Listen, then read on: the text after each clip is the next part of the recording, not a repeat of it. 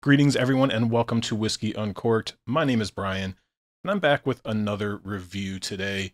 This time, one of the better bottles on my shelf, period. One of the better bottles I've had, and it's from a very specific distillery, from a very specific vintage. It is a 25-year-old Ben Nevis from 1996, and this one was bottled for Milroy's of Soho in London. So I mentioned in the last video or two that for the last few weeks, I haven't been super whiskey motivated. Still having whiskey, but haven't really wanted to think about it too much. Been drinking a little bit more just cocktails, weather's getting warmer, and some beer.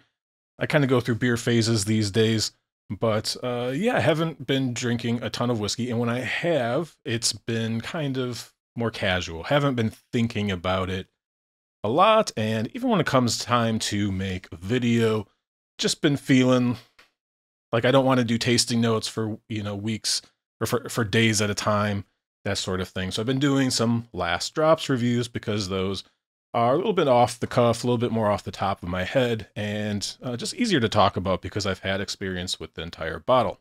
But I was getting a little bit annoyed with that whole thing and said, what can I do to maybe kind of kickstart myself getting back into thinking about whiskey a little bit more seriously?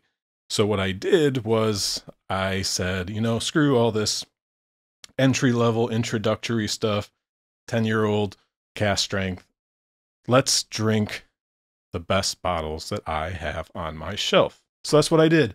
One night I went and I grabbed a few of the best bottles I had, poured myself some small drams, and one of them was this Ben Nevis 25-year-old for Milroy's in London. That I've had now for a few years. Picked it up on auction, I think back in 2022, and been going through it a little slowly, obviously, but I have really come to love Ben Nevis distilled back in 1996. Now, certain distilleries have vintages that they're well known for. It's not quite like wine where everyone's talking about this vintage or that vintage. It's pretty rare to hear specific years come up when discussing Scotch whiskey or bourbon or anything like that. You'll often hear things like 1972 was a big year for certain distilleries like Brora and Clynelish and that sort of thing. And although I can't speak to too many other vintages when it comes to Scotch whiskey, I have learned that 1996 Ben Nevis absolutely kills it for me every single time. I have gotten to sample a number of bottles over the years, and I think this might be, I'm trying to think, I think this is the only one that I've had open. I do have, I think, 3 others that I've picked up over time, and kind of just ensuring that I have at least some Ben Nevis from 1996 available to me. Now, these are starting to become pretty darn expensive when they do drop. I mean, they've always been fairly expensive, but there's no more 1996 Ben Nevis being made, so every time there's a barrel released, there's a little bit less, and the inflation in prices and all the other stuff we've talked about on this channel has really started to make these hard to find and pretty expensive when you do. Anyways, I'm happy that I've been able to at least get a few bottles of something that I absolutely love. Don't know when I'll open my next one. Probably won't be too long, but I have kind of grown to really, really enjoy this. I would say that at first, because this is actually a sherry butt, I do tend to prefer the 96s in bourbon cask because it just really exemplifies that real juicy tropical fruit with that kind of meaty, dirty Ben Nevis character that just makes absolute magic in my personal opinion. This is actually a little bit more complex than those because of the sherry cask adding really nice leather and chocolate and that sort of thing, which we'll get into more in a second. But now that I've gotten down well beyond the halfway point of this bottle, I'm really, really starting to love this just as much as I've loved the other bourbon cask editions that I have gotten to taste. So anyways, I was tasting these whiskeys, really enjoying some of the better bottles that I have on my shelf, and I noticed that this one is getting pretty low. So it's time to pour a sample and set that aside in the sample archive and finish this thing off. And I decided, why wait to do a last drops review. It pretty much is. I haven't really done notes on this or anything like that, although the notes are pretty easy. And I checked Milroy's site and saw the page for this, and they basically knocked it out of the park. I just want to get this one kind of on the record and give this thing a score. I already know what I'm going to give it. It's going to be pretty good, which I'm sure you've been able to determine probably already. And yeah, I'm not sure what these go for on auction. I didn't even want to look at it, but I picked this up back in 2022. I think the exchange rate was a little worse back then, but yeah, this was even then $335, and that might not have included fees and shipping. So this is one of the bottles that I do kind of feel like I've overpaid for, although not really, to be honest, given the quality, given what it is and how special it is, and how much it just kind of tickles my personal preferences when it comes to Scotch whiskey. I certainly don't regret it. I don't know how many more times I'll be doing that going forward. We'll see. But I've kind of shifted into another phase of my whiskey buying, and we'll have to see how many more times I do this. I'm sure at some point there will be another one that comes along that I just can't say no to. But like I said, I do have a few more bottles of paying various amounts for those. Some I've picked up from online shops overseas. Some one of them I think I was actually able to pick up here in the States. Anyways, besides the point, this is a special bottle, and I said, you know, I've got to get a review on. I don't want to wait around anymore. Let's just do it. And kind of off the back of the Port Charlotte OLC, which I gave a 9 out of 10 last week, this is a nice comparison because they're going to get pretty similar scores, but they're still very different whiskeys, and they're getting those scores for very different reasons, which I thought was a good topic to dive into today. So let's talk about the specifics of this bottle. As I mentioned, it was bottled for Milroy's. They are in London. They're a higher-end whiskey specialist shop, and they do their own exclusive bottlings. This is 25-year-old Ben Nevis. It says high proof on the label, which I take to mean that it is not cask strength. It was bottled at 47.6% ABV. It is cask reference number 20. Cask type was a sherry butt. This was distilled on February 9th, 1996, and bottled on June 28th, 2021. So here is a close-up of the label. Hopefully that shows up. And as you can see, it's not super dark, but it definitely has a tinge of sherry to it.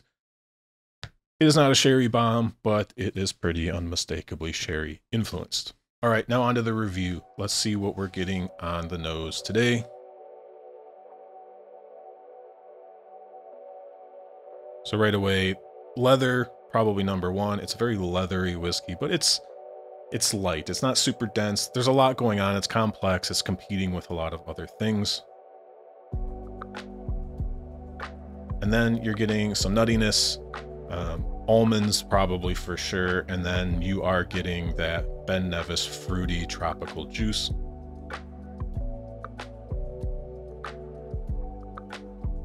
Slightly dusty. I don't know if I could pick out the Ben Nevis. I don't think I pick this out as Ben Nevis on a blind. I would be suspicious, but I don't know if I'm quite there yet. Oh man, the more I nose it, the more the fruit is coming out. We're talking like mangoes and pineapples, mostly mangoes, I think, here.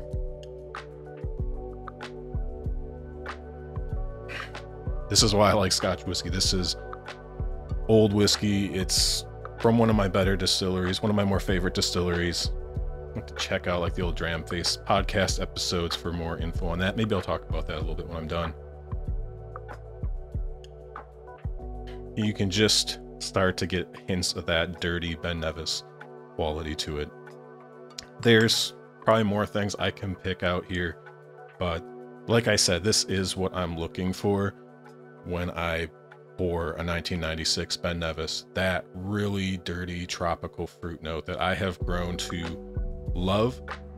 There are other distilleries that you can get this note on. Oftentimes that tropical note will be much cleaner, which I still love those a lot, but the Ben Nevis character just really sends that to the next level. Now, as I mentioned earlier, the leather and chocolate technically makes this probably more complex both on the nose and the palate.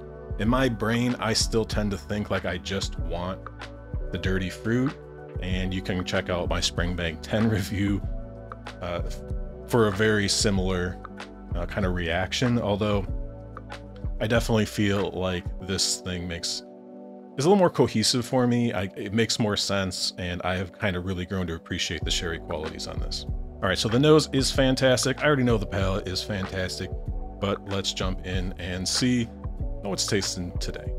Cheers. So there is so much going on, and it all just dances wonderfully together. Again, there's a lot of leather, but it's kind of mixed with a really kind of nice kind of chocolate, and the nuttiness is still very, very prevalent. You're getting your fruits and your Ben Nevis character, and then on the finish, it's transitioning into a slightly tannic woodiness.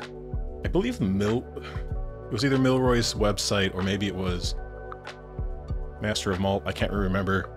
I saw some other tasting notes for this as I was kind of doing, just see if I could find any more details on this bottle. And someone said hops. One of the sites said hops from like beer. I can see that. I don't completely agree, but there is a slightly bitter, but I just attribute that to the oak.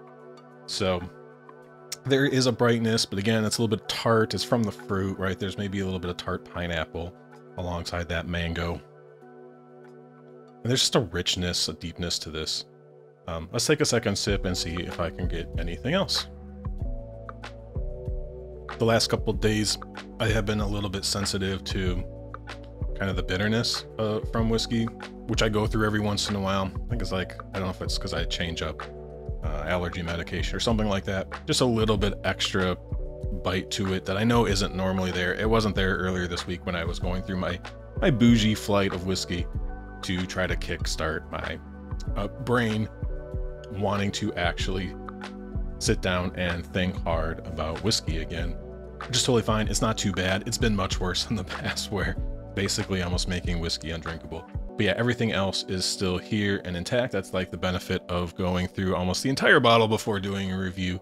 You know, if your palate's maybe just a twinge off, but still utterly delicious. Everything you want. I think my brain, again, still would prefer just the clean, as much of the fruit and Ben Nevis quality as you can give me.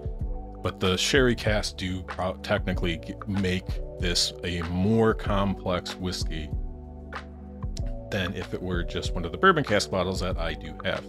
So it would really come down to personal preference for you. The sherry qualities on this are very elegant. Again, they are the old sherry notes, the leather and the chocolate, and maybe I'm not getting too much tobacco here. There's not much spice here outside of just maybe a little of the oak.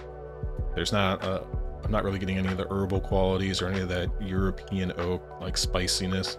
It's a pretty rich whiskey for the most part, but I think that most Scotch whiskey drinkers, whether you love sherry casks or you're kind of, you know, you do prefer your bourbon casks, I think this would probably work for everybody. It is complex, and as I've said before, there are certain things that you really can only get from as terms of a flavor, at least in my limited experience, I suppose, in really old Scotch whiskey, 20, 25, 30 years, where you really start getting those interesting leather and farm and all that other stuff.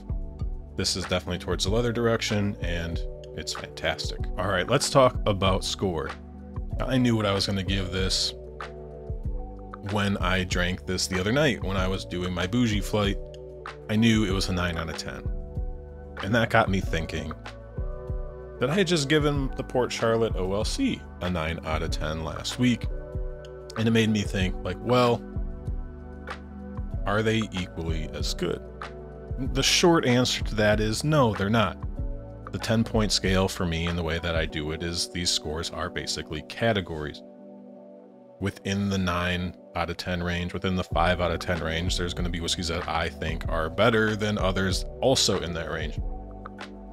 But it just allows me to put whiskeys in there for different reasons, which is the exact thing that I'm talking about right now with the Ben Nevis versus the Port Charlotte OLC.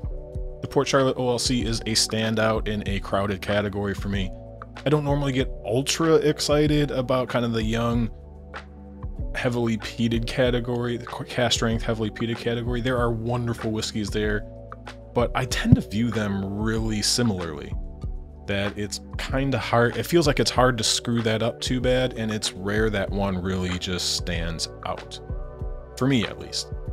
And that OLC definitely did that. That's a whiskey, I can think about it if I want to, I can dig in, I can analyze it, I can pick it apart, or I can just kind of sit back with it and just enjoy all of the wonderful things that I talked about in last week's video. This, on the other hand, is more unique, it's special, it's bringing flavors that you usually only can find in older Scotch or older aged spirits. And it's bringing some of my favorite things about Scotch whiskey in general, with that tropical fruit, the meaty, heavy character. Ben Nevis, Mortlach, all of those distilleries that are able to do that are capable of being in my top 5 distilleries, period. So yes, these two whiskeys both got 9 out of 10s. This is a better whiskey, but they both deserve their score because I'm scoring them for what they are, what they're trying to be. This is trying to be fancy. This is trying to be deep and layered. With the OLC, yeah, if you ask Adam Hannett, or yeah, I think it probably was Adam Hannett by that point, if that's what he was going for as well, he'd probably say absolutely yes, but we're talking about a 9-year-old heavily peated cask strength whiskey. It's a little different. You're asking the whiskey to do different things. The price points are different. You're asking, as a consumer, you're asking the whiskey to do different things. So it's not necessarily fair to compare two things that aren't trying to beat each other, and given the price point on those two bottles, that makes that abundantly clear. So 2 9 out of 10s, 2 very distinct different whiskeys, and that's all great. You should be able to get 9 out of 10s in the $100 range and then the $500 range. There should be great whiskeys everywhere, and you get to judge them for what they are trying to be, and yes, what they cost, even though I don't necessarily include that, but it's just a matter of what are you looking for out of your bottle. I talked about that a little bit in the 18-year-old retrospective podcast, where I discussed, what is the criteria for being disappointed? What is your criteria for being worth it? All of those very complex questions that really only we individually can answer. That brings me to value. So again, I paid $335 for this, maybe technically more. I usually don't include that, so I'm assuming I didn't then either, although the price was higher than I thought I paid for it when I went to go double check. So I'm assuming that that was the direct currency translation for the hammer price, but who knows? I could probably look it up if I wanted to. At this point, it doesn't matter anymore. But for value, it's always going to be difficult to say that, something that costs $300 plus is good value, likely $400, because you are asking quite a bit of the liquid in the bottle. That is absolutely true. However, I'm happy that I was able to find this particular category, and I can buy these 1996 Ben Nevis bottles with a pretty solid degree of confidence, because I know what I'm going to get. Now, I don't know, like I said, I don't even want to look to see what maybe some of the more contemporary bottles are going for these days, or what bottles like this are on auction. It might just break my heart, because they used to be at least somewhat affordable, particularly when you're getting the cask strength ones. So at this price point, value is in the eye of the beholder. If you love Ben Nevis in general, particularly the 96 vintages, you know what you're willing to pay for them. For me, it's always going to be a solid or a fair value, I guess I should say.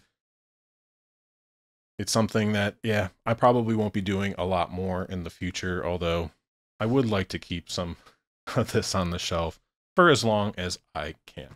All right, well, that's going to do it for me today. Tell me in the comments, do you have other vintages of other distilleries that you love? Are you a fan of the 96 Ben Nevis vintages as well? Are there certain combinations of years and distilleries that you just chase and that you'll maybe overpay for a little bit just because you know for a fact that that combo is going to be worth every single penny for your palate and your preferences? Yeah, let me know. And if this is your first time watching, please hit the subscribe button below. I greatly, greatly appreciate it. Maybe push towards getting that 500 subscriber mark by the end of summer. We'll see. I'll probably have to pick up the pace on my videos and put out a few of those special videos I was talking about at the wrap-up of the 18-year-old series. But we'll see. We'll see how that goes. But until then, please leave a like on this video if you've made it all the way to the end. I hope you didn't hate it. So hit like below, and until next week, cheers.